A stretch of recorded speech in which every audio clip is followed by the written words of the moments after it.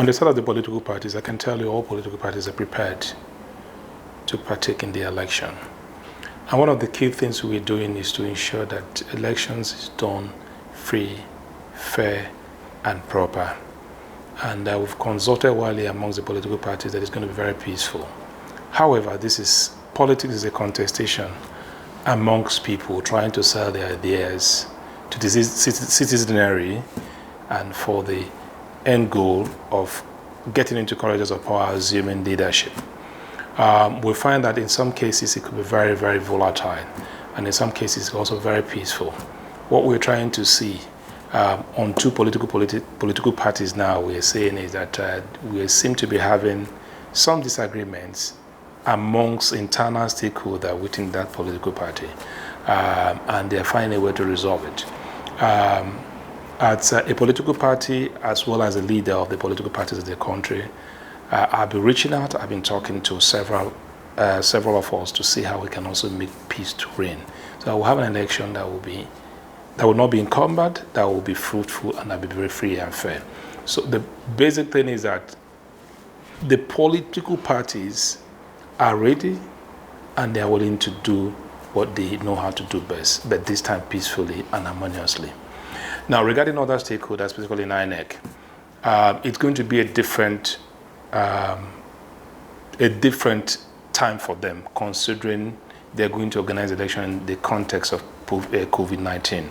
So when you have a pandemic of this magnitude that has completely shook the whole world and also has affected humanity in several proportions, in several ways, you're bound to see so many things. So we're going to be seeing an election that has less physical contacts amongst our people, and that's a completely new thing for us. Why is it new? It's completely new because we know the kind of flamboyancy, the kind of way elections are done in this country in the past, campaigning generally.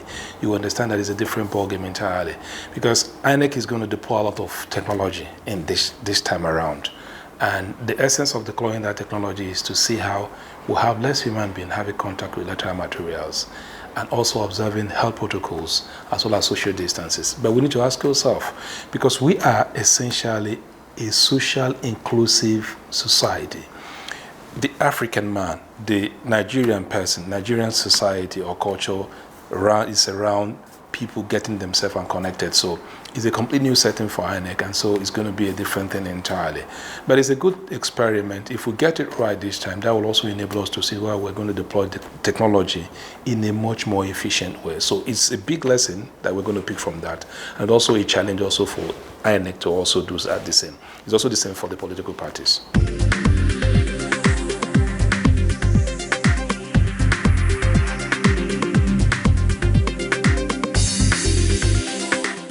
I will tell you that IPAC's position is that the party should do the right thing.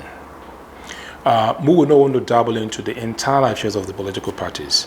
But what we are doing is basically we're consulting very widely, getting across subtly across the stakeholders within the party to ask them to calm down and see how these matters are resolved. We are not coming into the table to talk about that, but behind, we're doing a whole great deal of work. The reason why we're doing that is because the number of political parties has been reduced from 92 to 18. And so we want to see how much we can, as much as possible, to minimize this issue around disagreement, this issue of fight of annihilation amongst different contenders to get to political power. So it's also a plus for us if you walk around that to see that the crisis that we experience in one of the political parties in Edo do not consume the election nor create a problem that will entirely engulf, some part of that area. So essentially, ours is to consult, ours is to advise, ours is to also let them have some sense of reason, and also help also in deepening democracy, considering that in the next couple of days, we'll be celebrating Democracy Day.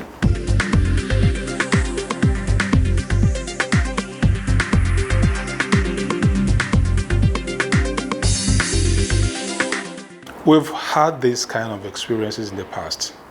What we've not had is COVID-19, the pandemic. If you talk about people being scared of coming out for elections, it's always been there with us in this country. But what will play out differently now is because of deployment of technology that will take care of most of these things. Now, what IPAC will be doing is basically going on massive sensitization and creating awareness that, first of all, COVID-19 is not a death sentence. 2, COVID-19 is not an ailment like HIV, like a death sentence disease that you just, catch up like that. But with minimal exposure or minimal, you have some little, you will not have any challenge. So the thing we are going to do is basically to carry out massive sensitization to get the face mask, to get sanitizers, and to observe social distancing. Now, what the electorate should be expecting is, listen, it's a very serious time for them to make their voice heard and also to add value on how they will bring a person that will change their lives politically as the governor of the place. If they realize that previous leaders that they put in place have not delivered on that, there's no amount of sacrifice that should restrain them from coming out to vote. What we are doing is that we're also consulting with the security outfits to make sure that people's lives are not threatened unduly and people do not have that any other problem. The other key important thing we must also notice, the Turks, who seem to be having a great day at that period, might not have it very easy this time. The reason is that they have great number of people that will reduce and coming to the polling units and how it's going to be all that. So being an off-cycle election, we are going to see that you have more deployment of resources in terms of the security agencies who move there to take care of things. I don't see it, though we might have some rumblings around the states, Ondo and Edo. I don't see that degenerating to a point where it becomes a serious concern that will consume people in that state. I think all stakeholders are ready to ensure that it's very peaceful.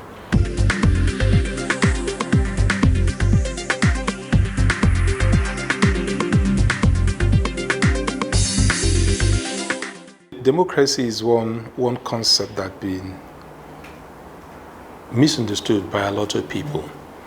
And the reason is because you tend to have democracy organized around the peculiarity of people in certain areas and different geographies. Now, but generally we know it is government of the people, for the people, and by the people. What we have not perfected in this country is the winner takes it all phenomenon, where if you win an election, it becomes every person goes to die and the rest should just go. For us to have an integrated democracy that have respect for everybody, it should be a situation where if any political party wins an election, we have a government of national unity, a government of something where you have a lot of people that have experiences, a lot of people that have the background, a lot of people that have the sincere goodwill to come into governance or come into public life to add value. Now, specifically for Democracy Day, it is not about the day, it's about the relevance and the symbolism which June 12th symbolizes. And I will tell you, categories of people were affected. You have people that died in that period, during that period. You have people that, you had the people were cowed and silenced. You have people who were detained and imprisoned. Then you have people who were basically nonchalant. So you have these categories of people, and you have Nigerians who were neither here nor there. So each of these categories of people have been impacted in some way or somewhat. What are the lessons that have been done so far? The lesson that has been done so far is that we have not learned that democracy is about free election. It's about having peaceful election. It's about getting credible candidates to contest for elections.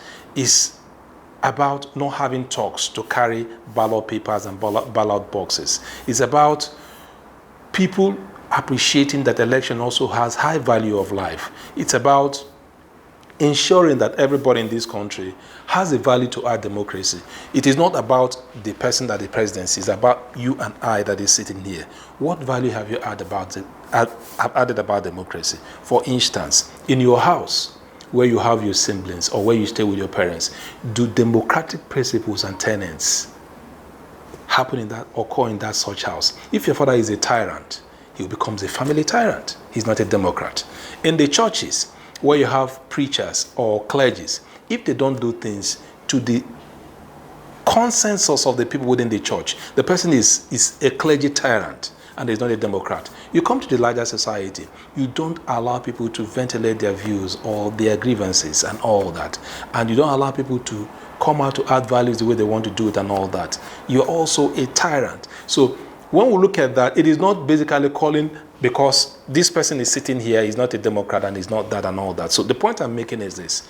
We all in our little spaces should understand the ramifications and the different degree which democracies should be appreciated.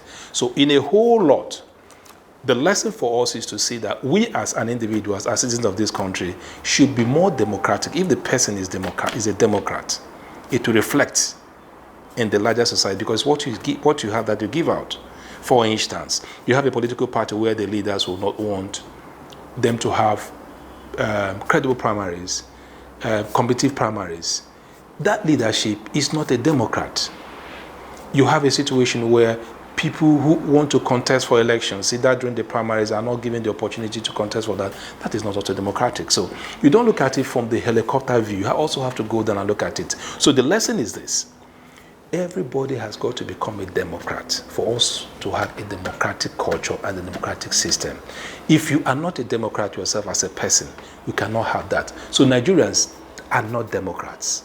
Nigerians are people that want to have their way. And because as an individual, every Nigerian wants to have his way, is also impacting on the way we have also come to appreciate democracy, even as we're celebrating June 12th.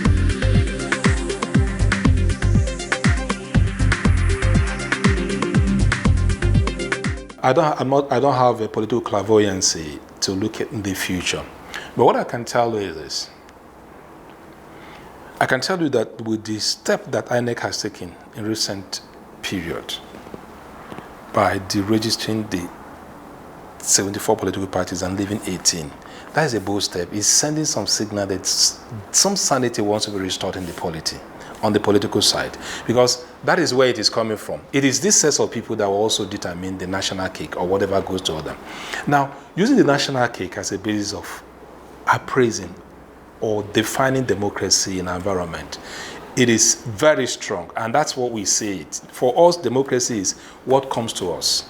Lagos State will say, this will come to us. Kano will say, I have 44 local governments, and because I have 44 local governments, I should have the larger chunk of things that will come here. Maybe a state that has 13 states, or 13 local governments, like say Bayelsa or any other, but also produce the oil, will be getting less and all that. So what am I saying is this? It is an obscured sense of appreciating and understanding democracy. And this has been, wrongly sponsored by narrow-minded political elites who do not have value to add to the system, whose aim and objective is to grab the commonwealth of the nation, and they spread in that way. So, directly to your question, I can say very clearly, if you look at it from that way, democracy has not been achieved. If you look at it in terms of national sharing of cake, it has not been achieved. But in terms of maintaining the momentum of having an election over a period of time and not having the military government to come in off and on, we can say we have achieved some level of democracy. But that is just an element of democracy. So we can say in that realm, we have had some momentum of steadiness in terms of staying off the barrack boys from not getting involved in politics. And that to us is democracy, because when they come in, we completely kill democracy. So what I'm saying in a nutshell is this. Democracy for us should be more than sharing of the national cake. Democracy for us should be the humanity. What values am I adding to the citizenry? Whether you are an Ibibio man, I should do what is good for you. Whether I'm an Hausa man, a Fulani man, I should do what is good for me. It should be a situation where meritocracy takes the place. If I am from Benin KB and I'm the best person to occupy a position that has to do with aeronautic engineering, you give it to him. If I'm somebody from the southeast and I'm the best person to occupy a position to become a capital market analyst, you give it to him. Whatever it is, it's not about federal quota and all that. That, as a matter of fact, should be deleted from the Nigerian Constitution. We do not want that, because that celebrates mediocrity. That celebrates the kind of evil they're going to run away. So it should be the most competent people that have the requisite qualifications and background should occupy positions. These are things, templates, these are ingredients. These are things that make democracy work in a certain way.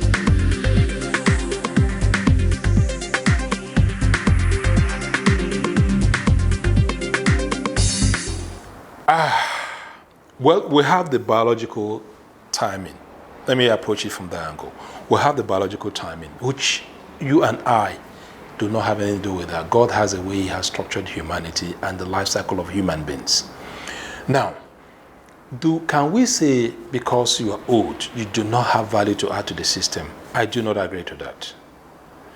Most of the people that have added value to our society, whether it is in Nigeria or abroad, are people whose intellectual mind is deepened by the years they have acquired experiences and professional knowledge. Now, the difference with us here is because of the animistic nature of our environment, the optimistic nature of our environment, we tend to be more materialistic. And because of that, it is the quest to grab, it is a quest to hold that's affected that. So what I would say is, the Constitution has made it very clearly that there is a specific number of age that you meet before you occupy any position in this country. But I do agree that when you get to a certain age, maybe you get maybe from 65 downward, from 60, 65 downward, you'll be having some level of depreciation in terms of your mental capacity to rigorously deal with issues and challenges of life. It's a normal thing. When you get to that stage, such people should not occupy very strategic and put in position as the presidency of this country. The reason is, that office you see, it's a very heavy laden activity. You need to think outside the box. You need to be on your toes 24 hours. You need no sleep. I tell people, if you want to run for certain positions, say you want to become a governor of a state, write your will. The first thing is you write your will. Make sure that you tell your family, people, everybody around you that if I come back from this journey, I'm okay, I will live for it. If you want to contest for the presidency of this country, please write your will first. If you don't write your will, you've not come to the realization that you want to occupy that position, because it's a battle for life. But if you do it well and you do it with human conscience, you do it with all plainness of goodness, God will back you up, it will come up. So in a nutshell, it's not about the age, it's about the mind, the sincerity of purpose. Do I have the people at the back of my mind? Fine. There are countries that have had great leaders that are very old, and they impacted their lives very well. There are countries that have very young people that mess the country up because of their youthful age. We've had experiences where some youths are given opportunity in this country. And what do? They mess it up. So it's not a question of the old and the young. The old should have a limit. Maybe somebody from the age of 60, 65 should not occupy the presidency. That's my position. But it does not preclude them if somebody that is mentally capable to occupy the position and able to do that. I know that once you get there, your health will be definitely challenged if you're really sincere about your work. So specifically to your question, now what I will tell you is that I do not subscribe to authoritarian to occupy the presidency. I also do not subscribe that an infant should take the presidency. It should be a blend between of the infant and the authoritarian, and the sincerity of purpose of heart, and the goodwill of the person, and the charismatic nature of that person. Do you like this country? Do you want to serve this country? That's what it is.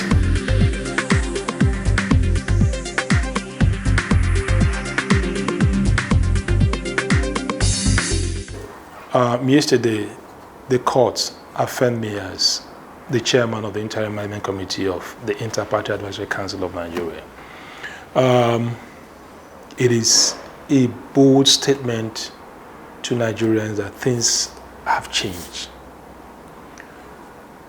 What we set out to do is to elevate the status of political parties in this country, to ensure that the electoral system have individuals and people that are proper fit to partake at that level in the electoral process. What we set out to do is to elevate the status of party chairmen and party operatives, to tell Nigerians that it's not going to be the usual way you have a whole nation of people coming around that. But saying this do not mean that we're celebrating the adversity or celebrating the misfortune of our colleagues who've worked all together. What it does say is there's always a time to reflect deeply about the situation of things, and a time to move forward. And in moving forward, you've got to take some hard decisions. You have to review yourself. What is it I'm not doing right? What is it that I should do that will make me to be right? That's the point you are in. And so, when a situation occurs in this form where you have, if you're traveling, for instance, from Lagos, from Abuja to Lagos, you have several vehicles that apply that route. That route, as you're going, you might come to a point where a vehicle may have had an accident. The best you can do, you begin to invoke the human nature by stopping at that particular point, commiserating with the people that have had the accident, talking with them and all that, and you proceed on your journey, right? That's the way it is. Now, you cannot, because on account of that particular event occurred, either by natural occurrence or accident or anything that happens, you now get stuck at that point. You must move on. And so what the leadership of IPAC has done is basically to rally the troop. You have thousands of stakeholders that are involved in the electoral process, in the electoral system. And we can't, because 74 political parties were deregistered, and because of that, everything goes dead. You cannot move forward. And this 74 is now saying that you have to stop at a point. No, you can't do that. You've already taken your matter to court.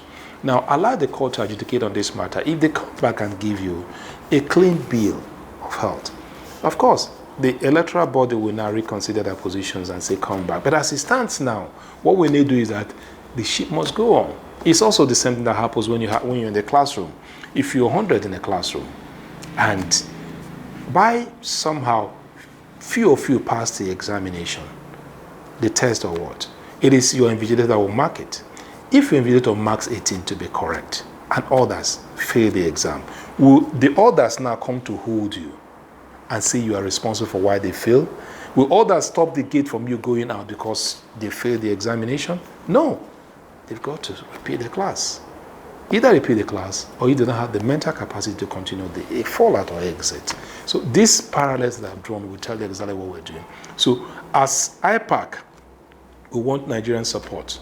We want to change things. We want to get to an era where you have such colorful political characters that dominate the environment. Of course, you hear the great Zik of Africa. You hear about Awolowo. You heard Apadeshino. You have Aminu Kano. You have so many people that pass through the corridors of politics. Are we having such colorful characters here now? We do not have them.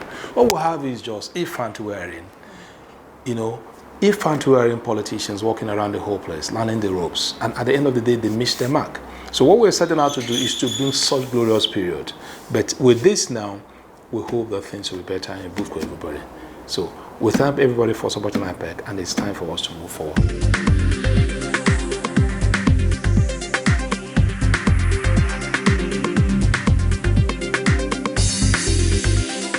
It is a fantastic step in the right direction. You see, one of the key things that Oswald held us down is fear. It's fear. And I know we're going to have a battle because we've misused the social media in this country. If not that God is with us in this country, social media would have said this country ablaze on account of misinformation and fake news. You understand? Now, that is part of technology. So, the step the regulatory body has taken so far to have a pilot scheme of having voting machine and all that by 2021 is a fantastic step. That will be a test to see, can we do it well? If there's mistakes, we will now correct those mistakes. If we win with that, it's also a good thing. I think it is about time we now go into deployment of technology and electronic voting. We have right for it, but it's not something we do immediately. It's something that we need to also look at the challenges that will be encountered. Of course, don't forget 4 stars. Nigeria is one heaven It's whether we like it or not. Nigeria is one of the biggest 7 of where fraudsters live in terms of e-fraudsters and all that. So, and they have a base in this country, very strong base. Of course, the global community talks about it from time to time. So we also need to put that at the back of our mind. It is right that we deepen the technology in our electoral process. 2021 is a feasible period INEC has put down to start that. The political parties welcome that, and I'm sure Nigerians should welcome that. And I pray to God that if that experiment succeeds, we'll have a longer way to go and get more results from that process.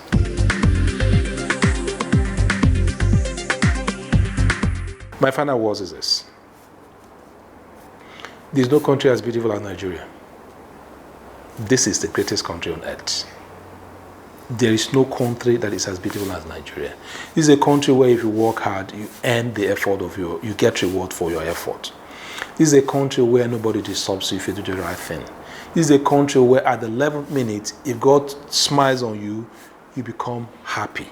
This is a country where if you're given opportunity, you excel. This is a country where the weather, the land, the resources on the ground, everything is there. So my final word for every Nigeria is, these divisions around, I am from here, I am from there, I'm not from here. We should stop it. Whether you're an Igbo man or Yoruba man, you're an Hausa man, the most important thing is that this is a country that is belong for us.